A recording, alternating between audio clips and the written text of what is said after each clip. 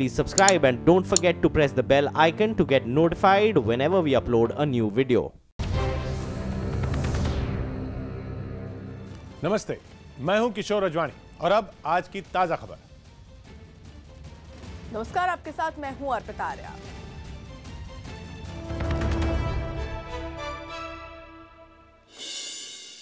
और सबसे पहले बड़ी खबर आप तक पहुंचा दें। आशीष सिंह दे रहे हैं मुंबई से। दाऊद इब्राहिम के भाई इकबाल कासकर को जबरन नुगाही के मामले में गिरफ्तार करने से फोन पर जबरन वसूली के आरोप में गिरफ्तार किया। इकबाल कासकर को encounter specialist senior police inspector Pradeep Sharma ने नागपाड़ा के गार्डन हाउस से गिरफ्तार किया। पुलिस ने इस मामले में कासकर के साथ 3 और लोगों को भी गिरफ्तार किया।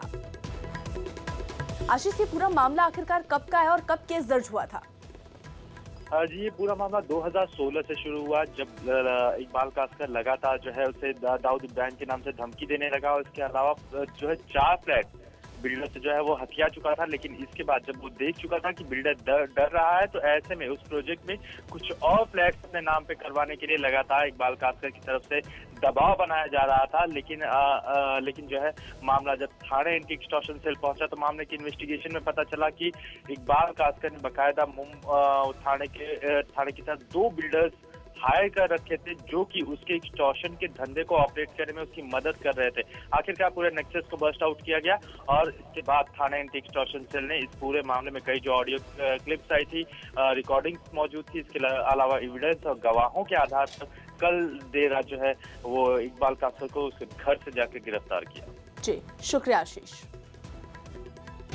दिल्ली में केंद्रीय गृह मंत्री राजनाथ सिंह एक कार्यक्रम में हिस्सा लेकर जैसे ही बाहर आए, मीडिया ने उनसे सवाल करने शुरू कर दिए। लेकिन राजनाथ सिंह ने रोहिंग्या मुसलमानों पर केंद्र के उस हलफनामे पर टिप्पणी से इनकार कर दिया जिसमें सरकार ने रोहिंग्या मुसलमानों को देश की सुरक्षा के लिए खतरा माना। ऐसे में एक कार्यक्रम में हिस्सा लेकर केंद्रीय गृह मंत्री राजनाथ सिंह जैसे ही बाहर निकले, उनसे मीडिया ने सवाल पूछे। लेकिन राजनाथ सिंह ने मामला अदालत में होने की दलील देते हुए टिप्पणी करने से इनकार कर दिया। अब जो भी फैसला होना है वह कोर्ट के द्वारा फैसला होना है। मैं समझता हूं कि हम सबको कोर्ट के फैसले की प्रतीक्षा करनी चाहिए। केंद्र सरकार ने सुप्रीम कोर्ट में हलफनामा दायर करके रोहिंग्या मुसलमानों को देश के लिए खतरा करार दिया। इसके लिए सरकार ने खुफिया एजेंसियों से मिले इनपुट का भी हवाला दिया। साथ ही रोहिंग्या मुसलमानों को वापस भेजने के कवायद के भी संकेत दिए। इसमें सरकार की ओर से कोर्ट को बताया गया कि कुछ रोहिंग्या के तार आतंकी संगठन ISIS से जुड़े हो सकते हैं। इनके रहने से कानून व्यवस्था खराब हो सकती है, जनसंख्या का अनुपात भी बदल सकता है। सरकार ने बताया कि शरणार्थियों को रखने की मजबूरी वाली किसी भी अंतर्राष्ट्रीय संधि का भारत हिस्सा नहीं है। सरकार ने दलील दी कि शरणार्थियों को बाहर करने का फैसला सरकार का नीतिगत मामला है और इसमें कोर्ट को दखल नहीं देना चाहिए। सरकार ने आश्वासन दिया कि शरणार्थियों को कानूनी प्रक्रिया के तहत ही वापस भेजा जाएगा।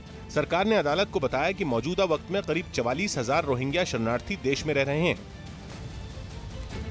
हालांकि सरकार के हलफनामे में कही गई बातें जैसे ही सामने आईं, इस मामले में याचिका दायर करने वालों ने आपत्ति जताई और सरकार पर धर्म के नाम पर ध्रुवीकरण करने का आरोप लगा दिया। सरकार कह रही है ये इनका एक डोमेस्टिक पॉलिटिकल एजेंडा है, ये सरकार एकदम कम्युनल सरकार है। वहीं जम्मू कश्मीर के पूर्व मुख्यमंत्री उमर अब्दुल्ला ने भी केंद्र के हलफनामे पर ऐतराज जताया और ट्वीट कर लिखा कि ये खतरा अगर ऐसा है तो जम्मू कश्मीर में ऐसा 2014 के बाद ही हुआ होगा। पहले तो यूनिफाइड हेडक्वार्टर मीटिंग में इस तरह की कोई इंटेलिजेंस रिपोर्ट सामने नहीं आई। वैसे सिर्फ उमर अब्दुल्ला ही नहीं, कई दूसरी पार्टियों ने भी हलफनामे पर सवाल उठाए। इस कड़ी में कांग्रेस ने सरकार को आड़े हाथों लिया और इस मामले पर सभी पार्टियों से बातचीत कर रास्ता निकालने की मांग की। साथ ही सरकार को गैर जिम्मेदाराना बयान देने से बचने की नसीहत दी। गैर सरकारी हर पार्टी को, विपक्ष को, प्रादेशिक और केंद्र की पार्टियों को पूरी तरह से सामूहिक रूप से कॉन्फिडेंस में ले। वहीं कांग्रेस नेता मणिशंकर अय्यर ने तो सरकार पर हिंदुत्ववादी एजेंडा लागू करने का आरोप लगा दिया। क्योंकि ये लोग मुसलमान हैं, इनको लेकर कह रहे हैं कि ये आतंकवादी हैं। बीजेपी का जो हिंदुत्व दृष्टिकोण है वो ये दर्शाता है। मणिशंकर अय्यर ने केंद्र सरकार पर एक खास तबके को निशाना बनाने का आरोप लगाते हुए जमकर हमला बोला, जिसके बाद बीजेपी और केंद्र सरकार की ओर से भी पलटवार शुरू हो गया। बीजेपी ने कांग्रेस समेत दूसरे विपक्षी दलों पर राष्ट्रीय सुरक्षा के साथ खिलवाड़ करने का आरोप लगाया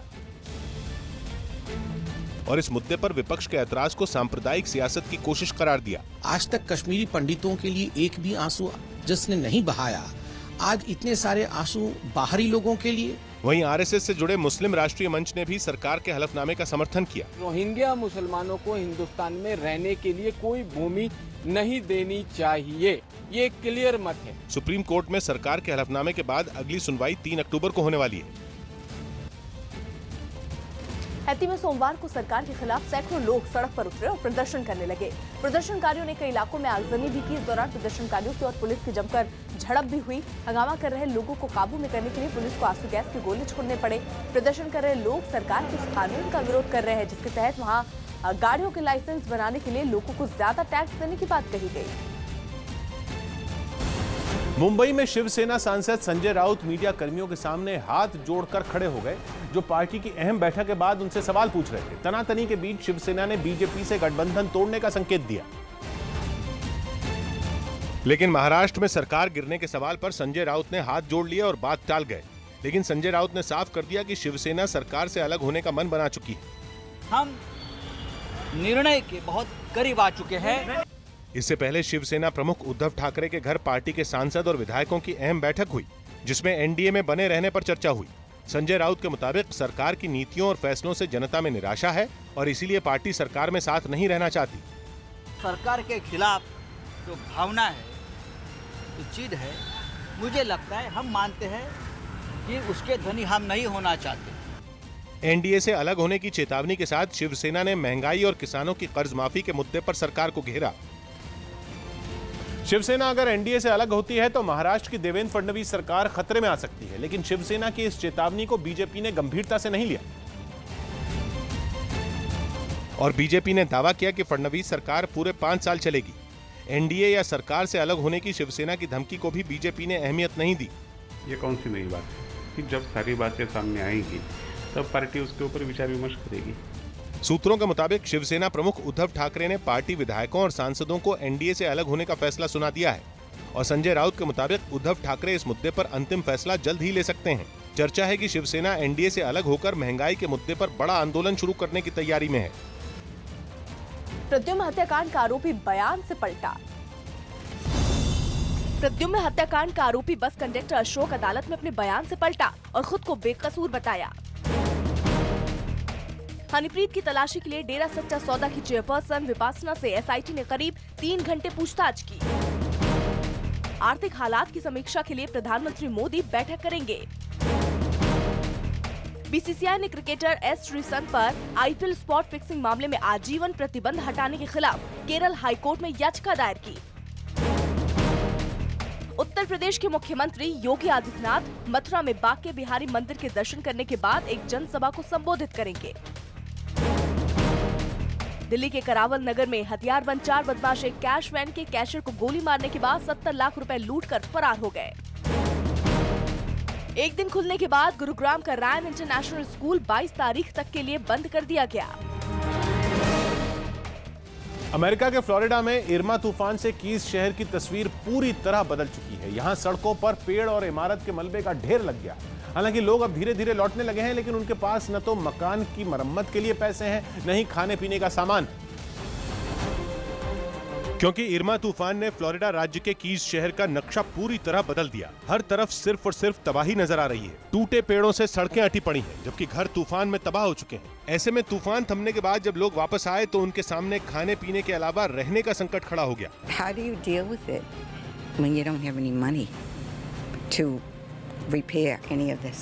लोगों का कहना है कि भले ही उनके पास पैसे नहीं हैं, लेकिन अपनों का साथ ही उनके लिए काफी है। फ्लोरिडा के कीज शहर ही नहीं, मायामी, ऑरलैंडो और टैंपा शहर की तस्वीर भी तूफान ने बदल कर रख दी।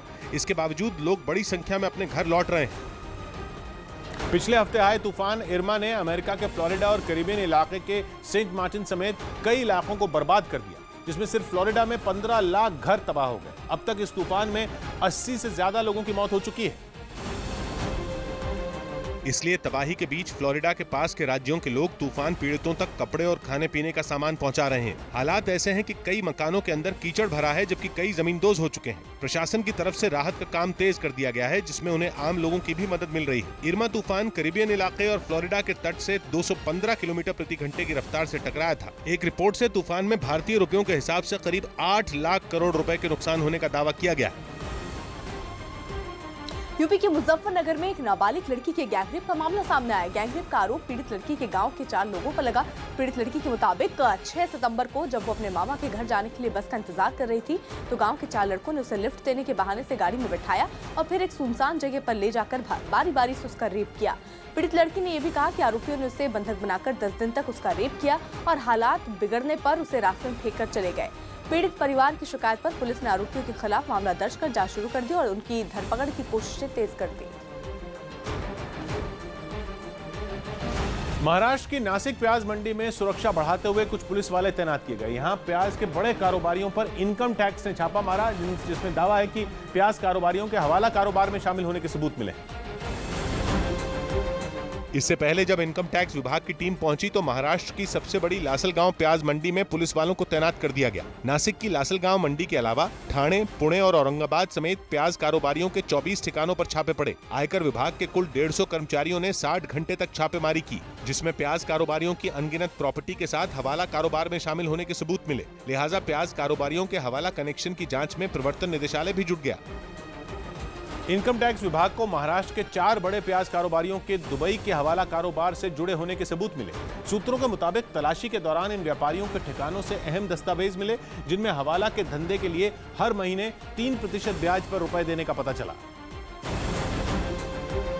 साथ ही इनकम टैक्स विभाग को ऐसी फर्जी कंपनियों का भी पता चला जिनका कोई वजूद नहीं है। आरोप है कि इन्हीं कंपनियों के जरिए इंपोर्ट और एक्सपोर्ट के नाम पर हवाला की कमाई का लेन देन होता था। आरोप है कि महाराष्ट्र में प्याज की न्यूनतम कीमत तय नहीं होने का कारोबारी फायदा उठाते हैं। ये भी आरोप है कि कुछ बड़े कारोबारी खुद कीमत बढ़ाकर करोड़ों का माल एक्सपोर्ट करते हैं और इस तरह हवाला की रकम दुबई में मौजूद लोगों तक पहुँचा दी जाती है। 2-3 ट्रेडर्स हैं जिनके नाम पेपर में आ रहे हैं, लेकिन उनकी वजह से आज जो जेन्युइन एक्सपोर्टर्स हैं उन बेचारों का इसमें नुकसान हो रहा है। बीजेपी ने सरकार की कार्रवाई को सही ठहराते हुए व्यापारियों के बंद को गलत ठहराया। 8-10 लोगों के आर्थिक गुनाहगारी को बचाने के लिए पूरी जनता को ब्लैकमेल करने का ये धंधा चल रहा है और ये अच्छी बात नहीं है। हालांकि सरकार और प्रशासन के कड़े रुख के बाद मंगलवार से मंडी खुलने के पूरे आसार हैं। यूपी के बरेली में एक स्कूल के बस कंडक्टर पर 3वीं क्लास में पढ़ने वाली एक छात्रा से छेड़छाड़ का आरोप लगा। पीड़ित छात्रा के पिता के मुताबिक आरोप बच्ची ने छेड़छाड़ की घटना के बारे में रोते रोते घर में बताया, जिसके बाद वो अपनी बच्ची को लेकर स्कूल प्रशासन से शिकायत करने गए। लेकिन स्कूल प्रशासन पर आरोप है कि पीड़ित की शिकायत सुनने के बजाय उन्हें स्कूल से भगा दिया गया, जिसके बाद पीड़ित बच्ची के पिता ने पुलिस को बुलाया और आरोपी कंडक्टर को पकड़कर उनके हवाले कर दिया। फिलहाल पुलिस ने इस मामले में आरोपी को गिरफ्तार कर उसके खिलाफ जांच शुरू कर दी है। रोमानिया में सड़क किनारे बने एक रेस्टोरेंट की टेबल और कुर्सियां तिनके की तरह हवा के झोंके के साथ उड़ने लगी। रोमानिया में 100 किलोमीटर प्रति घंटा की रफ्तार से आए भीषण तूफान में 8 लोगों की मौत हो गई, 140 लोग घायल हो गए। और रोमानिया में तूफान की भयानक तस्वीर तब दिखी जब तेज हवाओं के साथ एक रेस्टोरेंट की टेबल और कुर्सियां तिनके की तरह हवा के साथ उड़ गईं। हालांकि तूफान के वक्त रेस्टोरेंट पूरी तरह खाली था। हवा की रफ्तार इतनी तेज थी कि कुछ इमारतों की छतों के हिस्से उखड़ गए। रोमानिया के जिन इलाकों से ये भयंकर तूफान गुजरा वहां की तस्वीर बदल गई। एक कार के डैशबोर्ड पर लगे कैमरे से ली गई तस्वीरों में पेड़ सड़कों पर गिरे दिखे तो कुछ जगहों पर गाड़ियां भी पेड़ों की चपेट में आ गई।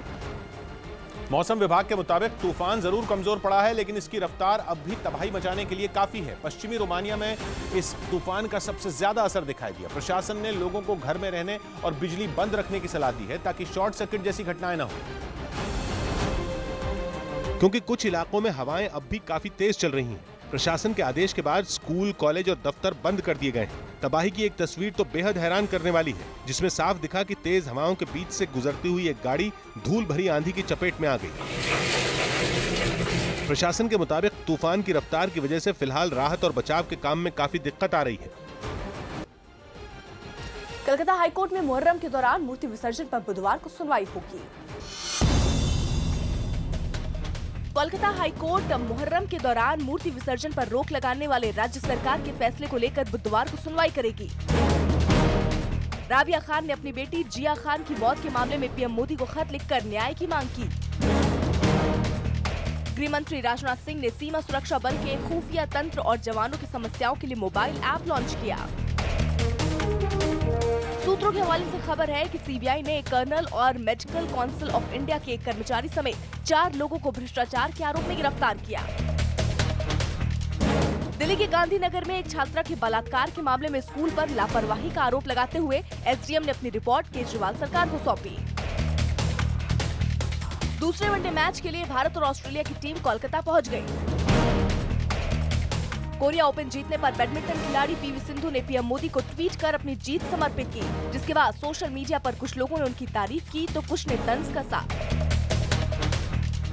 पश्चिम बंगाल के बारासात में 2 अक्टूबर की बजाय 5 अक्टूबर को match of unity football match होगा, जिसमें अर्जेंटीना के पूर्व फुटबॉल खिलाड़ी माराडोना और सौरभ गांगुली हिस्सा लेंगे। इंग्लैंड के पूर्व फुटबॉलर रूनी पर शराब पीकर गाड़ी चलाने के आरोप में 2 साल का ड्राइविंग बैन लगाया गया। बीसीसीआई ने एक फोटो शेयर की जिसमें टीम इंडिया के खिलाड़ी एयरपोर्ट में जमीन पर बैठे हैं, जबकि महेंद्र सिंह धोनी लेटे हुए हैं।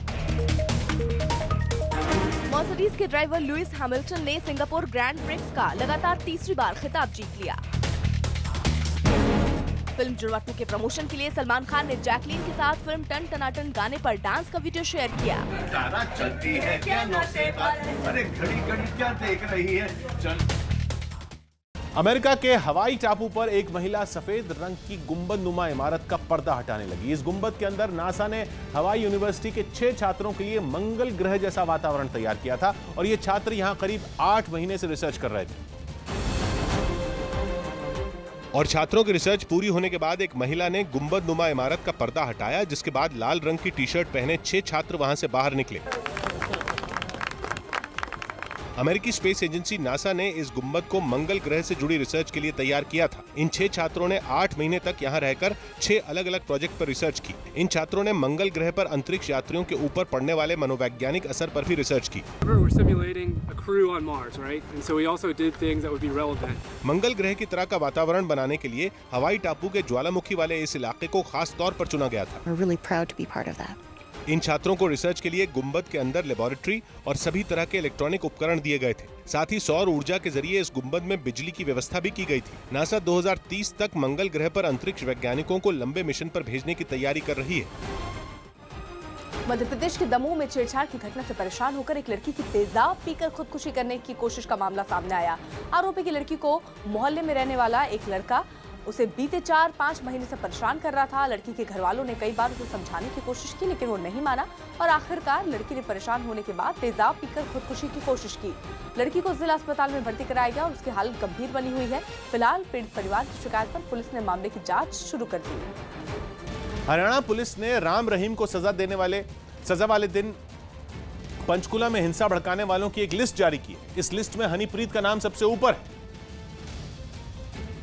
और यही सूची हरियाणा पुलिस ने अपनी वेबसाइट पर अपलोड की। लिस्ट में पंचकुला में 25 अगस्त को हिंसा भड़काने वाले 43 आरोपियों के नाम फोटो समेत डाले गए। दंगे के आरोपियों की मोस्ट वांटेड लिस्ट में सबसे ऊपर यानी पहले नंबर पर हनीप्रीत का नाम है। दंगा भड़काने के 43 आरोपियों में दूसरा नाम डेरा सच्चा सौदा के प्रवक्ता आदित्य इंसा का है। पुलिस ने सभी आरोपियों की पहचान 25 अगस्त की हिंसा से जुड़ी अलग अलग फोटो और वीडियो के जरिए तय की। हरियाणा पुलिस ने इन्हें दबोचने में लोगों से मदद की अपील की। पब्लिक से रिक्वेस्ट की है पंचकुला में आगजनी की, तो उनके बारे में कोई भी इंफॉर्मेशन हो तो हमें बताएं ताकि उनको पकड़ा जाए। 25 अगस्त को बलात्कार केस में राम रहीम को दोषी ठहराए जाने के बाद पंचकुला में हिंसा और आगजनी हुई थी। दंगों के दौरान पंचकुला में 35 जबकि सिरसा में 6 लोग मारे गए।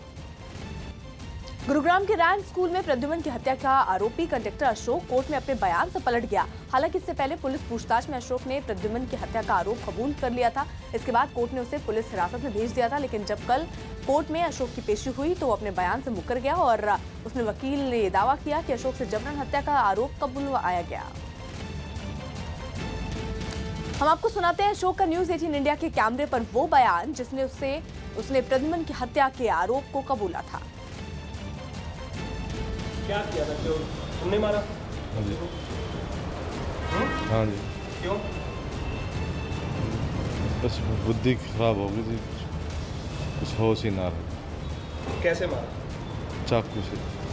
चाकू साथ में लेके घूमते थे? ना जी, वो पहले से बस मतलब साफ करने के लिए आया था बाथरूम में। अच्छा, किस लिए बच्चे को मारा? क्यों मारा था? मैं भीतर बढ़ रहा था उसमें। अच्छा, लैटरिन में। अचानक वो वहाँ पे आ गया, मैं गलत काम कर रहा था। आज की ताजा खबर में इतना ही।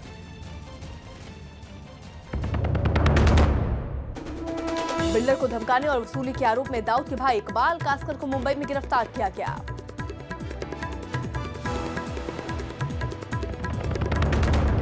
रोहिंग्या मामले में केंद्र सरकार ने सुप्रीम कोर्ट में हलफनामा देकर कहा, देश की सुरक्षा को देखते हुए रोहिंग्या को शरण नहीं दी जा सकती। प्रद्युम्न की हत्या का आरोपी बस कंडक्टर अशोक कोर्ट में बयान से पलटा। इसके बाद प्रशासन ने रायन स्कूल को शुक्रवार तक के लिए बंद कर दिया। रामरहीम के डेरे की चेयरपर्सन विपस्सना से एसआईटी ने 3 घंटे में हनीप्रीत और डेरे के बारे में कई सवाल किए। एसआईटी ने विपस्सना की गिरफ्तारी की संभावना से इनकार नहीं किया। यूपी के सीतापुर में बालामऊ बुड़वल पैसेंजर के 2 पहिए पटरी से उतरे, लेकिन रफ्तार धीमी होने की वजह से बड़ा हादसा टल गया। प्रधानमंत्री नरेंद्र मोदी आज अर्थव्यवस्था में मंदी के मुद्दे पर वित्त मंत्री अरुण जेटली और वरिष्ठ अधिकारियों से मिलेंगे।